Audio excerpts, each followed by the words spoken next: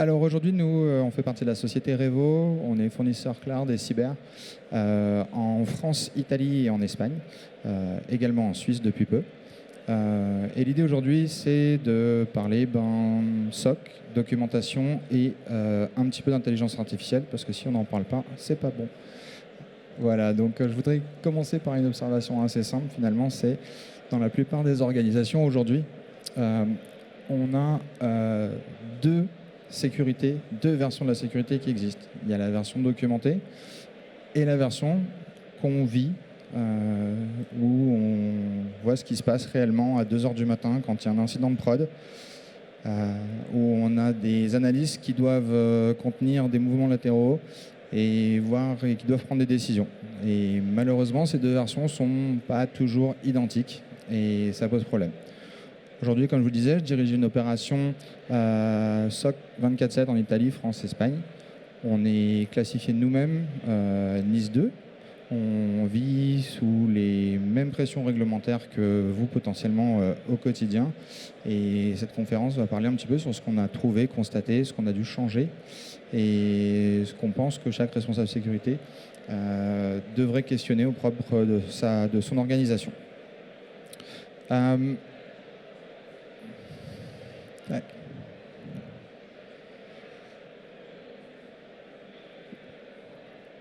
Ok, alors, on en a parlé un petit peu déjà. Voilà. Attendez, je vais dans le mauvais sens. Donc je vous en parlais, la version documentée, on a les politiques, nos procédures. On a aussi toute cette partie dashboard qu'on présente en comité de direction. Et à côté de ça, on a la sécurité qu'on vit tous les jours au quotidien, notamment le soir et le week-end, quand on fait des opérations en 24/7. Et l'idée, c'est finalement d'apprendre la différence entre la réglementation, la compliance et la protection. On en a... Aujourd'hui, je ne suis pas en train de dire que la documentation et la réglementation, c'est pas bien, au contraire. C'est bien d'avoir un cadre de référence, d'avoir des politiques qui nous forcent à réfléchir, qui nous indiquent ce qui est bien et comment bien le faire. Mais aujourd'hui, il y a un vrai écart entre être documenté et être protégé. Et malheureusement, les organisations, pour la plupart des organisations, cet écart est bien plus important qu'on l'imagine. On travaille avec des organisations et des clients dont leur organisation est complètement conforme. En revanche, ça c'est sur le papier. Aujourd'hui, est-ce qu'ils sont capables de détecter fiablement des mouvements latéraux? Les documents disent que oui. Dans la réalité, malheureusement non. Et souvent, c'est là où on fait appel à nous parce que c'est un peu trop tard. Donc la sécurité, nous, on pense qu'elle vient de gens qui sont formés, qui ont des processus testés, qui ont une visibilité opérationnelle. Et on sait qu'aujourd'hui, l'IA va venir amplifier cette capacité, mais seulement si elle est connectée aux personnes, aux process, et avec des choses qui fonctionnent vraiment.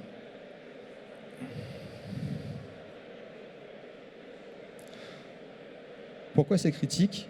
Parce que eux, nos adversaires, aujourd'hui, on le sait, ils utilisent l'IA et ils ne restent pas juste plantés dans leur coin.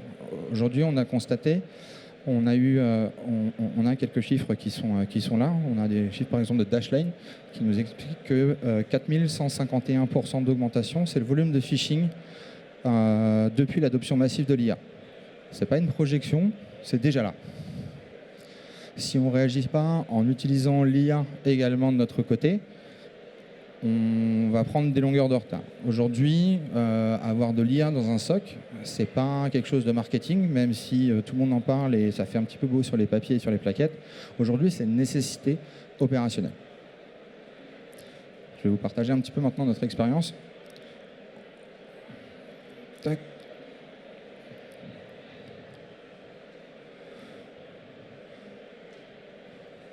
Comme vous et comme potentiellement certains d'entre vous, j'imagine, vous utilisez tous des outils dans votre SOC, de SIEM, de l'EDR, de la CTI.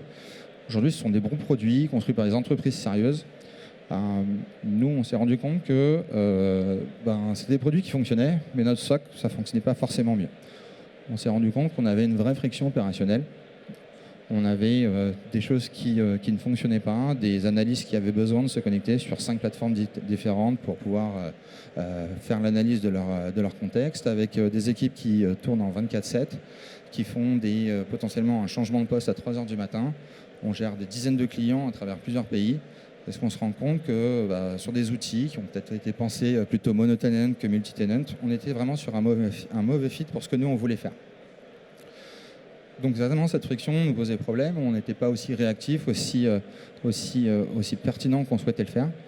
Et l'autre un petit peu méfait, un petit peu inattendu, c'est on était fortement dépendant de la roadmap finalement de nos fournisseurs sur pas mal de choses.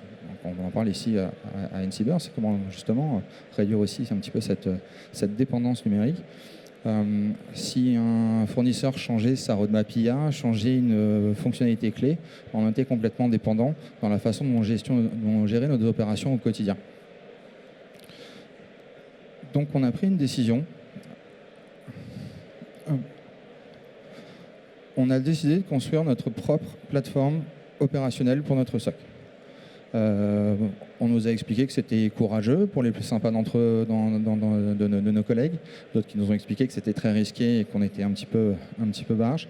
Mais on a décidé de créer notre propre plateforme d'opération de cybersécurité. Mais pas comme un produit à vendre, quelque chose comme une épine dorsale de notre façon de travailler pour nous, pour nos analystes. Pas parce qu'on est plus intelligent que nos fournisseurs, hein, bien sûr, mais parce qu'on est persuadé que personne ne comprend mieux finalement le travail de nos analystes, leurs problèmes, les schémas d'incidents, et là où justement l'IA peut apporter de la valeur.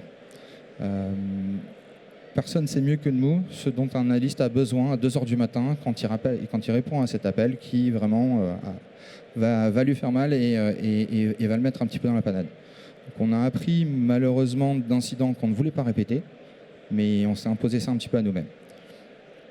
Donc, pour maîtriser cette dépense, facile à dire, mais un petit peu plus difficile à mettre en place. Dans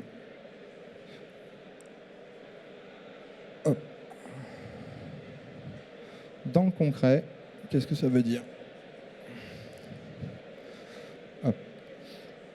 Donc, aujourd'hui, on sait que l'IA fait une vraie différence au sein d'un SOC, à travers plusieurs choses, mais notamment sur la partie détection de corrélation. On est capable aujourd'hui, grâce à l'IA, quelque chose qu'on était incapable de faire dans le passé, c'est-à-dire sur la détection de la corrélation cross-client, cross-géographie, avec plusieurs sources de télémétrie. C'est des choses qu'on n'aurait pas reliées manuellement auparavant, et l'IA nous permet de le faire. Deuxième usage, et je crois que l'interlocuteur précédent en parlait juste avant moi, la réduction des faux positifs. Nos analystes passent plus de temps aujourd'hui à trier du bruit, enfin pas nos analystes, mais les analystes en général. Donc là, on veut qu'ils se concentrent sur vraiment ce qui est important et ce qui est vraiment un incident potentiel. On utilise aussi l'IA pour transformer un petit peu tout ce jargon technique, etc., forcément pour nos analystes, mais également aussi pour nos clients, pour rendre toutes ces alertes lisibles facilement, on va dire, pour un humain. Donc l'IA va nous aider à transformer un petit peu ces techniques un peu brutes et la narrative un peu incompréhensible de ce qu'on peut voir dans toutes les plateformes. Et le dernier usage que nous, on utilise fortement, c'est le triage et la qualification. Donc aujourd'hui, l'idée, c'est d'avoir le bon incident à la bonne personne, avec le bon contexte au bon moment. Et ça, l'IA nous permet de le faire à travers multiples technologies. Donc on sait que c'est simple à dire, mais c'est difficile à construire, mais c'est ce qu'on a fait. Aujourd'hui, est-ce que notre plateforme à nous est terminée ? Pas du tout. Ça continue à évoluer, on continue à la faire évoluer parce qu'on a des retours de nos clients, parce qu'on a des retours de nos analystes. Et donc, on continue à faire évoluer cette plateforme. Mais c'est une plateforme qu'on utilise au quotidien. On a même décidé de faire une refonte assez conséquente de notre plateforme qui va sortir dans quelques mois. Et voilà, c'est en perpétuelle évolution. Et là où on choisit aussi, c'est de décider ce qui est bien pour notre SOC, en termes concrets, de manière opérationnelle, de manière documentaire aussi. Et on décide exactement là où l'IA doit augmenter nos standards et doit augmenter finalement nos opérations. Aujourd'hui, si voulais parler de 3 choses à retenir par rapport à ce qu'on s'est dit aujourd'hui. C'est que aujourd'hui, il faut savoir ce qui est réel, pas seulement ce qui est écrit. Il faut regarder au-delà des politiques, au-delà des rapports. Voilà, faut se concentrer un petit peu sur l'opération et ce qui se passe dans la vraie vie. Comme je le disais, ce qui se passe, la différence entre ce qui se passe un mardi en pleine journée quand tout va bien et le dimanche soir quand c'est un petit peu plus difficile. Regardez ce que vos analystes voient réellement dans les moments qui sont compliqués et là où ils sont vraiment dans la panade.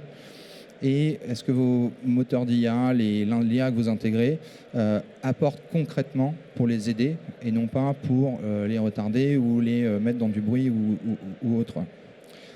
Ensuite, c'est de construire d'abord la capacité. Ensuite, de la capacité va découler finalement la conformité, puisque vous aurez les preuves nécessaires, puisque vous faites déjà les choses. La documentation et la réglementation, ça compte. Mais elles doivent décrire quelque chose que vous avez déjà mis en prod et que vous avez déjà testé en pratique. Ça en va de la même pour l'IA.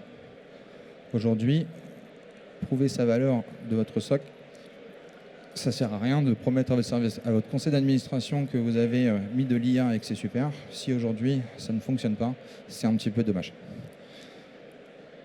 Le dernier, c'est un peu le thème de InCyber cette année, c'est de choisir vos dépendances. Délibrement. On décide des parties sur lesquelles vous voulez mettre de l'IA, on décide des parties dans lesquelles vous voulez comprendre et contrôler, et là où il est logique de s'appuyer sur des plateformes externes ou sur des fournisseurs, mais y compris sur la partie IA. Donc plus on est intentionnel, moins on sera surpris.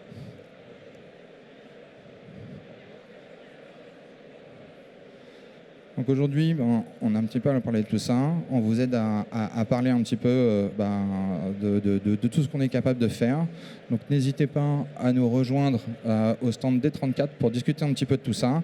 Et puis on sera prêt à vous faire des petits démos live si vous le souhaitez, d'utiliser nos casques de réalité virtuelle et de participer à un concours pour obtenir des billets pour le prochain Grand Prix de France de MotoGP, puisqu'on est partenaire de Yamaha. Donc n'hésitez pas à venir nous rencontrer au stand D34. Merci à vous pour votre attention.